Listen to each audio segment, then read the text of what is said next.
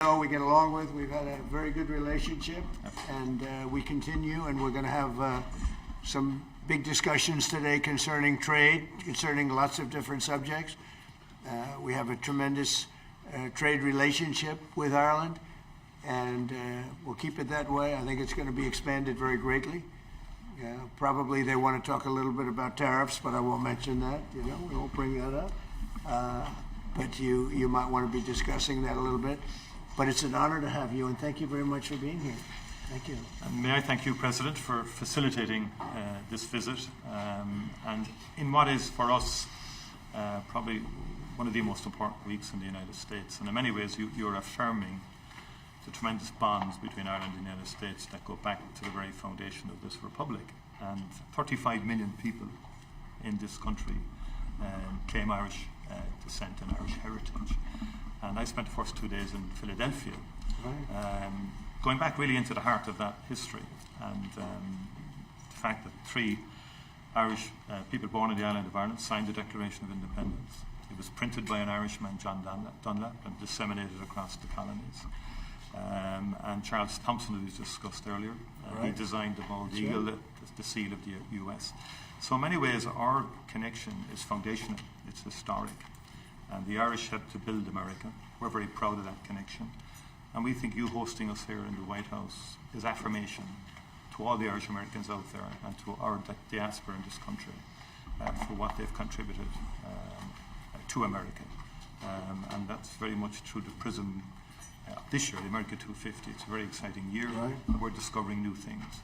I mean, even a guy from my own city, a guy called Stephen Moylan, who was an aide-de-camp to Washington, he's regarded as the guy who came up with the phrase, the United States of America. First written record, and it's in New York in the history of those bonds. Well, you told me something before that was maybe the most interesting of all. How many presidents are in some way related through blood with Ireland? 23. Can you believe it? Irish presidents. They're great politicians. The Irish are great politicians. Absolutely. No, but think of it. 23 are in some form, and many of them have gone to Ireland. Absolutely. Grant went to Ireland after his presidency. I was saying earlier, Ronald Reagan's visit was an extraordinary one in a place called Ballyporeen in County Tipperary. And of course, John F. Kennedy, whose grandfather was Irish, came back, I think, early '63. And that's a very memorable visit because of what tragedy that happened subsequently in the assassination, which touched people in Ireland very deeply. So the Kennedy family strong resonation with Ireland. Well, we like the family too. Yeah. One person in particular, one very non-controversial. I know that. But now he's doing a very good job. He really is. But we have more, I think, people here by far than you have in Ireland that are of Irish descent. We have, so you have quite a few, but we have a lot. We have a lot more than we have. It's pretty amazing by a lot. Absolutely. Anyway, thank you very much. It's a great honor. And any questions for me?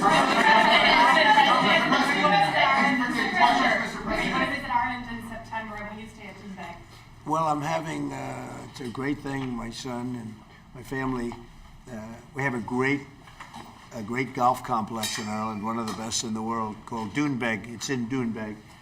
And it's been amazing, and Rory McIlroy loves it. They all love it. Great golfers. You have a tremendous golf tradition, and it was chosen for the Irish Open, which is a big deal. That's a big event. Absolutely, looking forward to it. Everybody wants me to be there. You just said, I hope you're going to go. I did. And we're going to try. We are going to try, but it would be an honor. But it was a great honor to be chosen. They only choose the best courses in the world for the, for the big opens. It's one of the big ones, the Irish Open. It's really become one of the most important tournaments in the world. It's going to do. I hear it's going to be a fantastic success. It'll be a great success. Yeah. It's a very hard. It's a very hard course. What progress have you made, Mr. President, in getting America's allies to assist the U.S. in escorting those oil tankers through the Strait of Hormuz? Well, we don't need too much help, and we don't need any help, actually. In fact, we just put out a notice. I was watching over the last couple of weeks, and all of our NATO allies were very much in favor of what we did. They thought it was very important. We were just discussing it, actually. Very important that we take out the nuclear threat from Iran, and we've done that very strongly, very powerfully. We've wiped out their Navy, wiped out their military in every aspect. Their Air Force is now decimated. They have no Air Force, no Navy. They have no radar. Their radar is entirely gone. Their anti-aircraft machinery is gone. Everything is gone. Their leaders are gone. I guess one of their top person was, they say, a lot of people say their actual top was killed yesterday, along with somebody else who was responsible for the killing. The man that was responsible for the killing of 32,000 people over the last 2 weeks, he was in charge of the killing of protesters. It's an evil group. I mean, they've killed much more than 32,000 people. And the man who was responsible for that was also killed yesterday. And all of the NATO allies agreed with us, but they don't want to, despite the fact that we help them so much. We have thousands of soldiers in different countries all over the world, and they don't want to help us, which is amazing. I mean, amazing. And I didn't do a full court press because I think if I did, they probably would be. But we don't need help. That war has been long prosecuted, as far as I'm concerned, almost from day one. We knocked out many of these things. We knocked out the Navy essentially in a couple of days. But I was surprised to see that NATO, while they agreed that it was a very important thing to do, they agree fully. Nobody said, oh, you shouldn't do it. They would have had a nuclear weapon within 1 month of when we had the B-2 bombers bomb the nuclear potential. I call it the nuclear dust. So I think NATO's making a very foolish mistake. And I've long said that, I wonder whether or not NATO would ever be there for us. So this was a great test, because we don't need them, but they should have been there. The other thing is, and I think, very important, we didn't have to be there for Ukraine. Biden chose to spend hundreds of billions of dollars on Ukraine. And I guess the head of Germany just made a statement that, they weren't involved and they have nothing to do with the war. But at the same time, they think we did a great thing by knocking them out. Nobody wants to have Iran, or anybody, but nobody wants to have Iran with a nuclear, because these people are crazy. They're absolutely crazy, and they're vicious, violent. I mean, think of it. They killed, now I hear it's about 41,000 people. They put out a notice 2 days ago. Anybody that protests will be immediately shot and killed. That's pretty tough stuff. So everyone agrees with us, but they don't want to help. And we as the United States have to remember that, because we think it's pretty shocking. President Macron has just said in the last hour that he will never join a task force in the Strait of Hormuz until hostilities finish. Yet yesterday you said... Who said that? Who said? President Macron of France. What's your reaction to that, sir? Well, he'll be out of office very soon, so we'll have to see. I don't know. Mr. President, on Doonbeg, you're building an extension to it at the moment, but there's been an objection put in, and it's being held back at the moment due to small snails. What are you disappointed about that? No, planning commission is I have not heard that. No. Mr. President. I mean, the course was built and it's been operated very successfully. Somebody's objecting. Human and environmental group is objecting to. Mr. President. How close the U.S. to announce a coalition of willing to secure the Strait of Hormuz? Which countries are joining and which countries have... Well, we've had great support from the Middle East. Qatar has been great. UAE has been great. Saudi Arabia has been terrific. Bahrain has been very good. The Middle Eastern countries have been very strong in their support. And of course, Israel has been our partner. Israel's been very, very strong, along with our operation.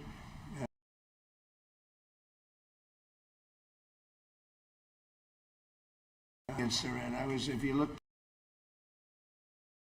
ago, I talked about Iran was a big threat to this country, to this world. It turned out to be, I was right. In fact, I said you have to attack Karg Island. You have to attack them years ago when they were acting up. They've been acting up for 37, 47, I guess now 48 years. For 48 years, they've been bad players, vicious players, and you can't let them have a nuclear weapon. If they got a nuclear weapon, I would say they would have used it within 24 hours after having it.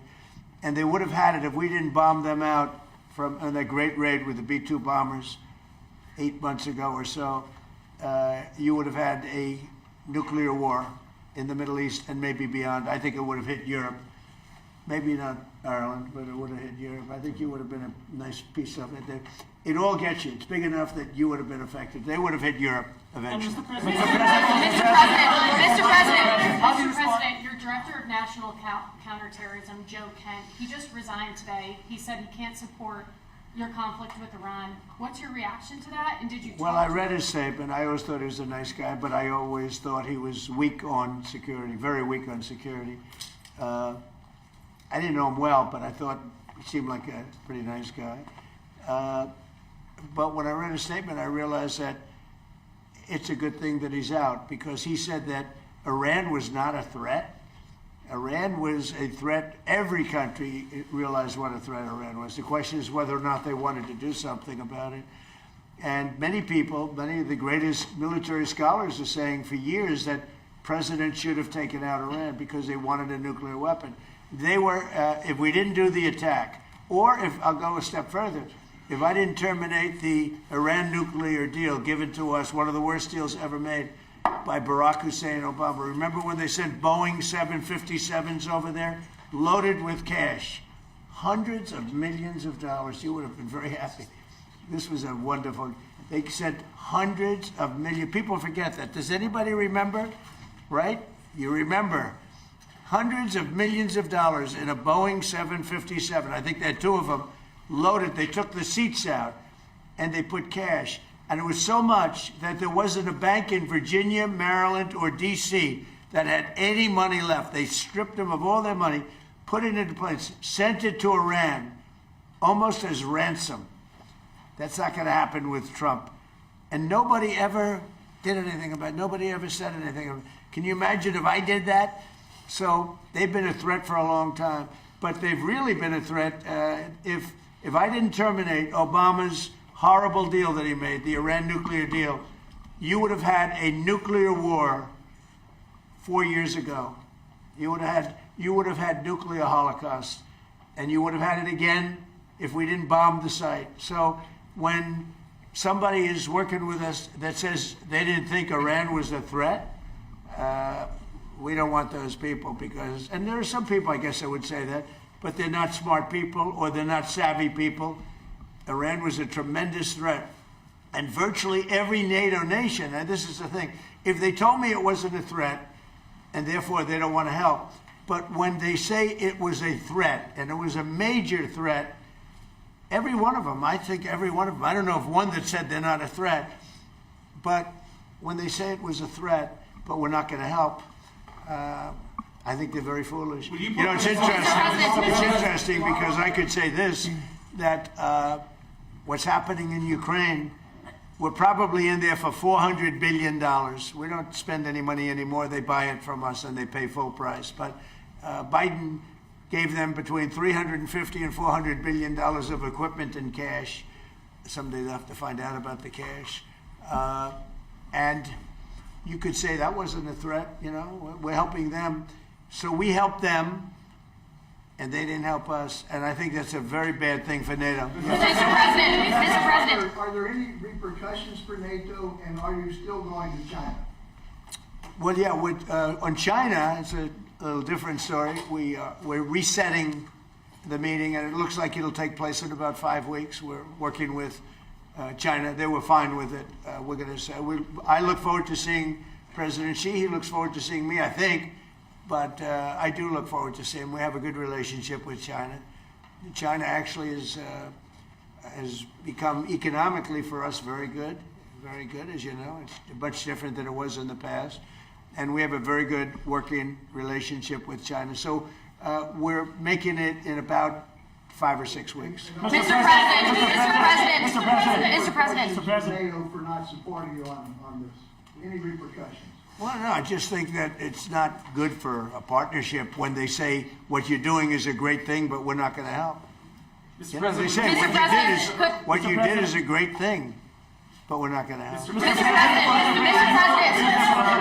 President. in Iran, because the Iranian regime has told Sky News, if you put boots on the ground in Iran, it will be another Vietnam. Are you afraid of that? No, I'm not afraid of. I'm really not afraid of anything. Mr.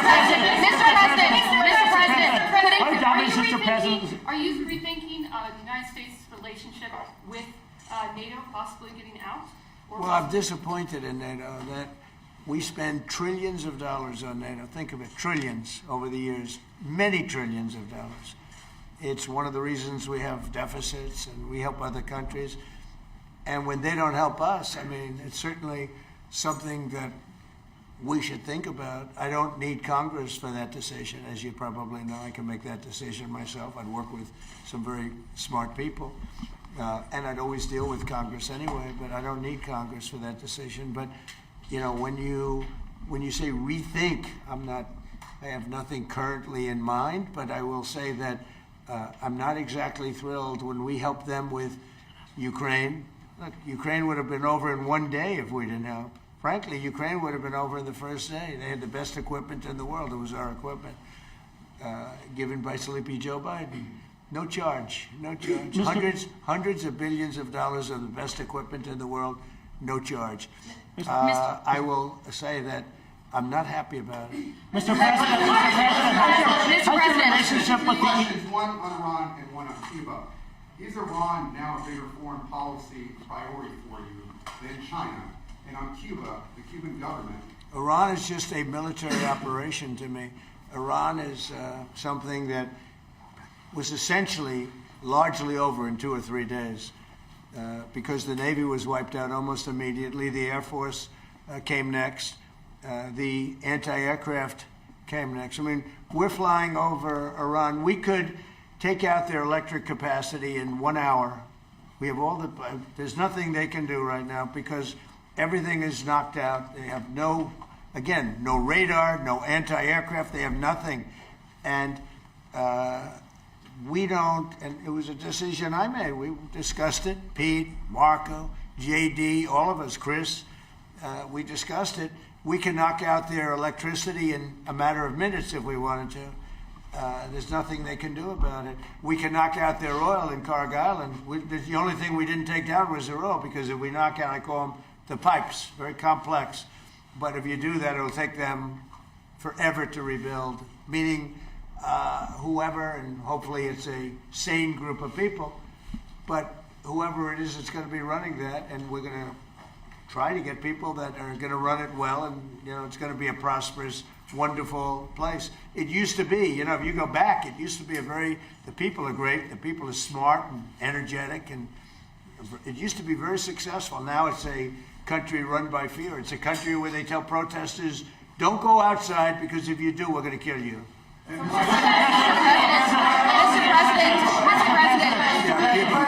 Mr. President. Well, Cuba right now is in very bad shape. They're talking to Marco, and we'll be doing something with Cuba very soon. We're really focused on this, but we're dealing with Cuba. Marco, do you want to say a couple of words about it? Yeah, I mean, Cuba has an economy that doesn't work and a political and governmental system they can't fix. It's not dramatic enough. It's not going to fix it. So they've got some big decisions to make over there. But Secretary Rubio, do you support, and I know this is up to Congress, but do you support easing the trade embargo if you get more cooperation from Havana? Well, I'm not going to discuss what we would talk about or not. Suffice it to say that the embargo is tied to political change on the island. The embargo is codified. And but the bottom line is their economy doesn't work. It's a non-functional economy. It's an economy that has survived. That revolution. It's not even a revolution. That thing they have has survived on subsidies from the Soviet Union and now from Venezuela. They don't get subsidies anymore, so they're in a lot of trouble. And the people in charge they don't know how to fix it. So they have to get new people in charge. That's what. And the relationship we have with Venezuela has been I think you could almost say incredible. It's been really good. It's been good for Venezuela, and it's been good for us. And I congratulate the Venezuelan baseball team because that was a big win. And I guess they play another game tonight in the finals. This is the first time they've ever been in the finals, and it was pretty exciting. Yeah. Iran is just a military operation to you. But do you not have a day after plan? And if so, what is your day after plan for Iran? Well, we have a lot. Look, if we left right now, it would take 10 years for them to rebuild. But we're not ready to leave yet. But we'll be leaving in the near future. We'll be leaving in pretty much the very near future. But right now, they've been decimated from every standpoint. And again, we've had great support from countries in the Middle East, great support, but we've had no support from, essentially, no support from NATO. Mr. President, what about your relationship with London? Has it been damaged by the fact that Keir Starmer isn't supporting you in this war? And has your opinion of Keir Starmer changed because of this? Well, he hasn't been supported. United States. I went out of my way, as you know, they couldn't make a deal with Biden because they had no real administration to make a deal, Biden. But we made a deal. We made a good deal for them, and frankly, probably wasn't appreciated. I do look forward to seeing.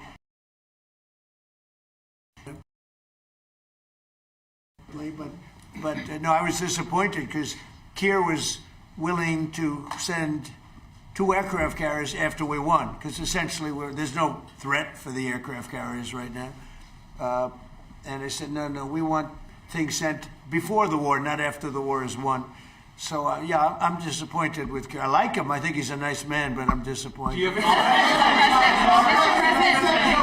President. You see that man right there? You know who that is?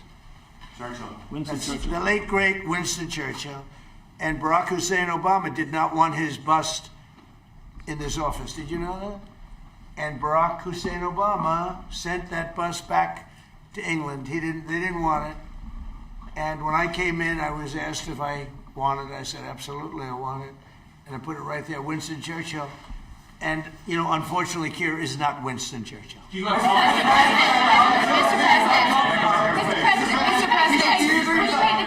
President. It pissed off me. No, hold it. Right. Hold it. Just make a number of points. First of all, I think, notwithstanding what has happened, the transatlantic relationship between Europe and the US is very, very important on a number of fronts.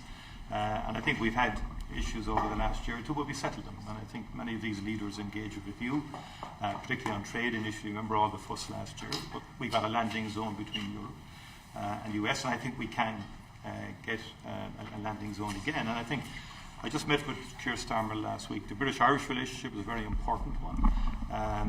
Churchill was a great wartime leader, although in Ireland there was kind of a different perspective in terms of during our own war of independence and so on. He created his own bit of difficulties for us, but that said, he was a great wartime hero. Keir Starmer has done a lot to reset the Irish-British relationship. I just want to put that on the record. But I do believe that he's a very earnest, sound person who I think you have a capacity to get on with. You've got on with him before, and you've got on with other European leaders as well. Right.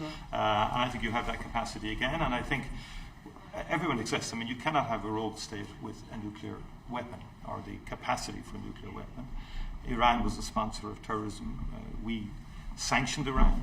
All European countries did as a terrorist, and the IRGC in particular as a terrorist organization. They sponsored Hamas. They sponsored Hezbollah. The Houthis. They created mayhem, a most maligned force in the Middle East.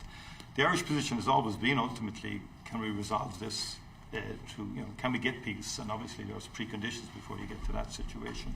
We had our own conflict, which went on for 30 years, and we learned a lot from that in terms of how to try and bring about peace. And I think I've listened to you in terms of, you're correct. I mean, our hearts go to the Iranian people who have been repressed and suppressed for so many years, culminating in that savage murder of thousands and thousands of Iranians some months ago.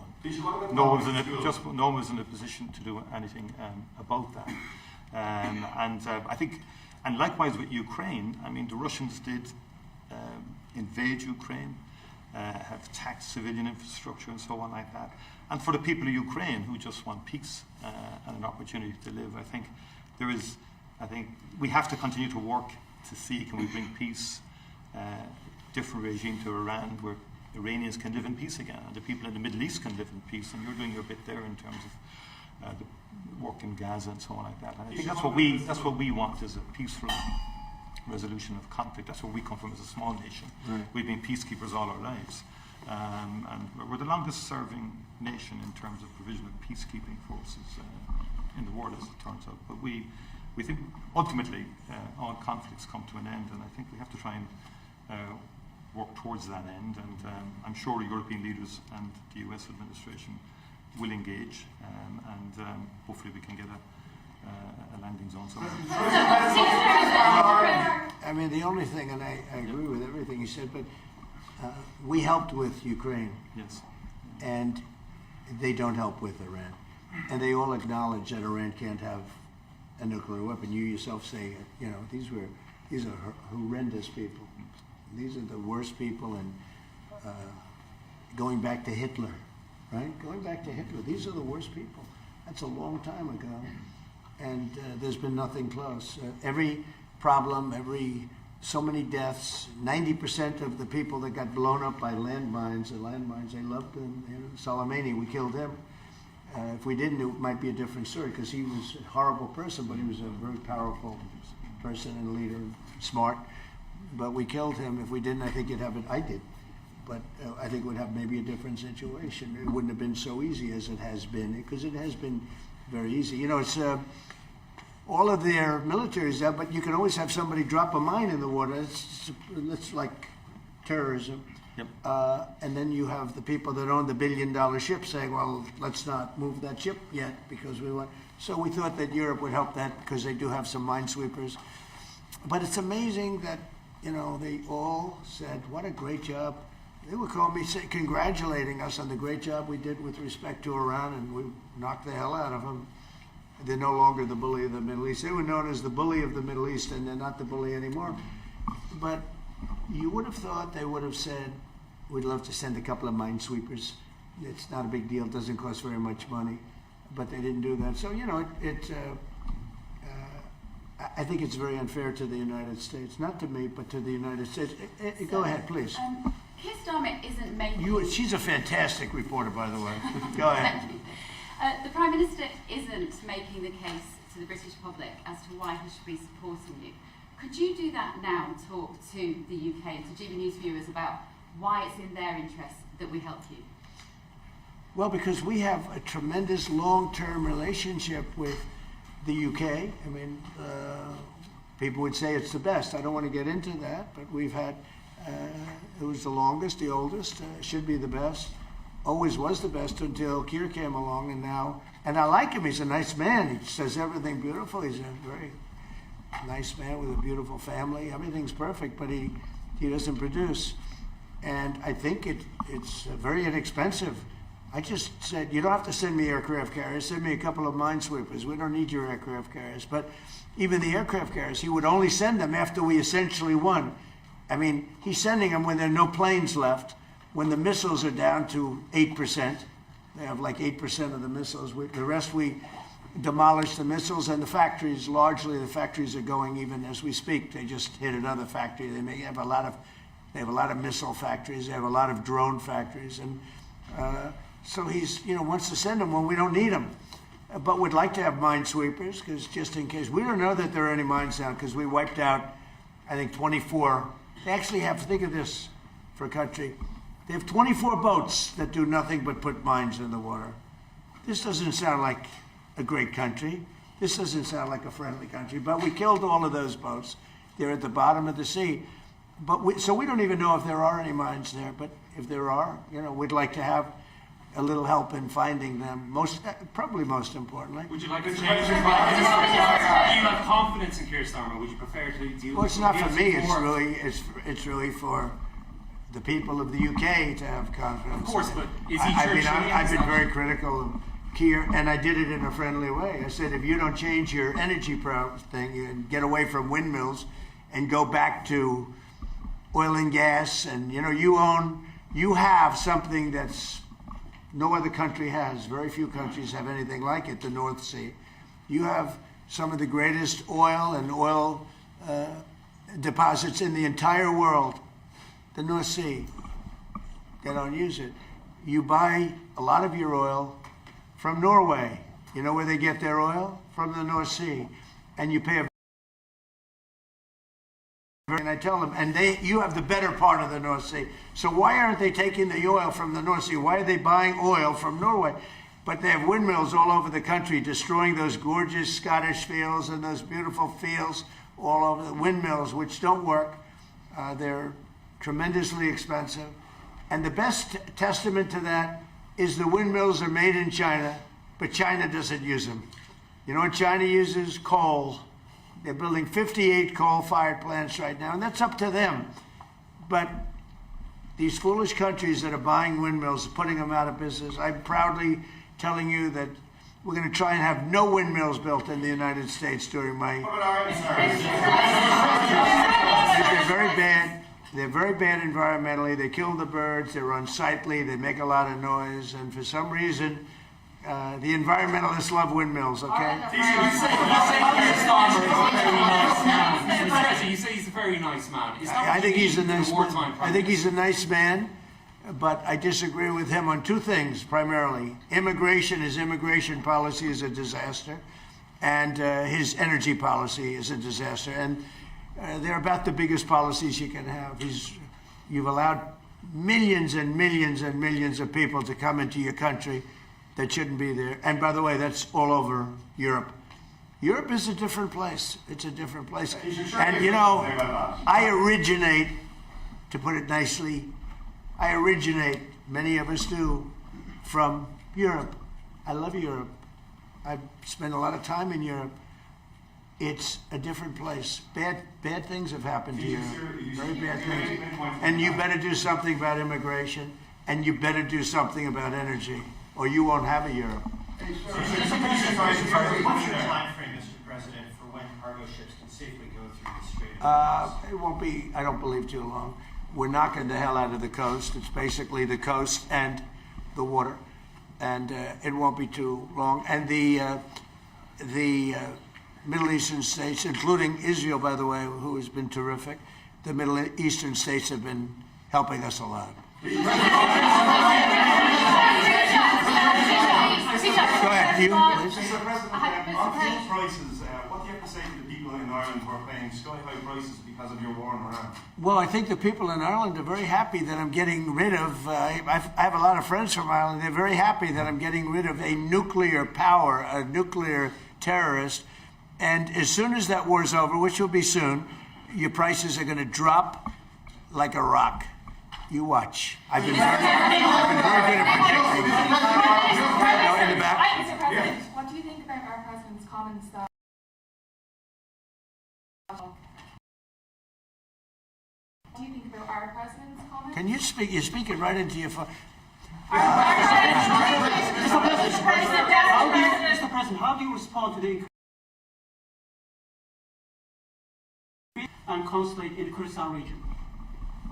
You want to answer that? Yeah. Do you want to? Yeah. The state has control over the embassy. Look, there have been a lot of militia attacks against our base or our embassy in Iran. I think Marco's done a good job of limiting the number of people who are at that embassy so we can provide essential functions but also protect our people.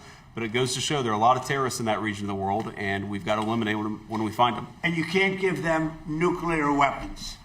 You can give them rifles, you can give them guns, you can't give them nuclear weapons. I think we agree very strongly.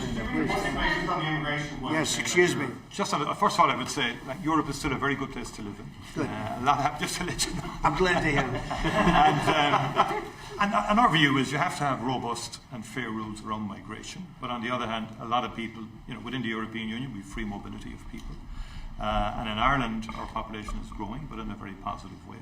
Our economy is going well because we're attracting a lot of people from Europe and beyond into work, legally and validly. in our country. In fact, I'd love if we could develop a legal pathway between the US and Ireland into the future because of our history and so on like that, that we could have a legal pathway, because no one is in favour of illegal migration or and so forth, so you have to have robust rules for that. But fundamentally, I think sometimes Europe gets characterised wrongly in terms of it being overrun or whatever like that. It's much more robust now. There's much more stronger mechanism in place to facilitate legal migration. I think it's important that understanding is there. We need more economic growth in Europe. It doesn't have the same focus on innovation as you do here in the US. We discussed that earlier with the Vice President in terms of technology, in terms of AI. We need to pivot more to innovation as opposed to regulation.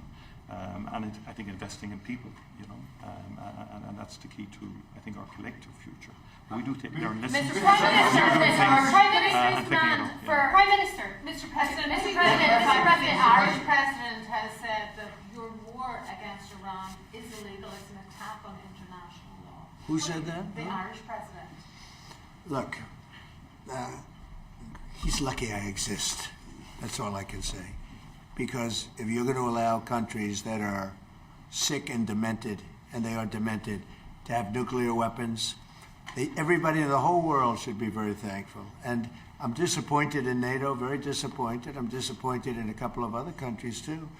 But they should be very thankful that this group of people feels the way we do. Because if a country like Iran was allowed to have the power of a nuclear weapon, if we didn't stop them, I stopped them twice. I stopped them my first term when I terminated the Iran nuclear deal, which was Barack Obama's deal. It was maybe the worst deal I've ever seen. It gave everything to Iran, including billions of dollars in green cash. I don't mean cash, I mean green cash flown over by airplanes. I can't to this day believe that was allowed to happen. And come to think of it, it would be a good thing for somebody to look at. Does the president have the power to hand hundreds of millions of dollars of cash to terrorists? But it began with that, and I terminated that deal. If I didn't terminate that deal, we might not be here right now. If I didn't terminate that deal, unbelievable nuclear holocaust would have taken place. And then I did it a second time when we hit them with the B-2 bombers, and we totally obliterated their potential nuclear weapon that they would have had in less than 1 month. They think 2 weeks, but in less than 1 month. And it would have been, I believe it would have been a much different world than it is right now. We have to go, we're going to a lunch, so maybe we'll take one more nice question. Can I ask you how you're doing with your legal case against the BBC and their fake news documentary? Well, the BBC was incredible. What they did is they had me speaking something I never said.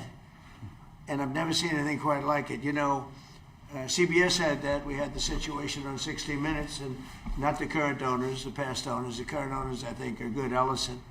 But BBC took it a step further. They actually they put words in my mouth, and I said some pretty bad things. And I didn't say them. It was AI generated. And I said, I never said that. In fact, some of my people said, wow, that was pretty bad stuff you said. I said, what did I say? You know, I'm pretty good at this stuff. I mean, if you can go through years of these press conferences and you're a popular president of the United States that won in a landslide, that won all 7 swing states, that got record numbers of votes, I mean, so I guess I'm okay at this stuff. I said, I never said that. And then we found out it was AI generated. And they admit they made a mistake. BBC. But I watched them this morning for some crazy reason, and it was so inaccurate. Their reporting of the war was unbelievable. We have decimated that country. And if you watch BBC, it's almost like they're fighting us to a draw. They're not fighting us to a draw. It was very inaccurate news. It was fake news. So I'm very proud of the term fake news because it was my term. I came fraudulent news. It really is. It's fraudulent. It's not just fake. It's beyond fake. It's really criminal what they do. But I watched BBC this morning, and I don't know much about BBC other than what took place, because people were calling me saying, that was a terrible thing you said. I said, what did I say? And I said, I never said that. And when we checked it, do you agree? They agree. It was somehow generated, I guess, by AI or something, with me saying unbelievable. So we brought a lawsuit against them. They admit they're guilty, but we'll see how it comes out. Thank you. I like that question. I like that question. Thank you very much. We'll see you later.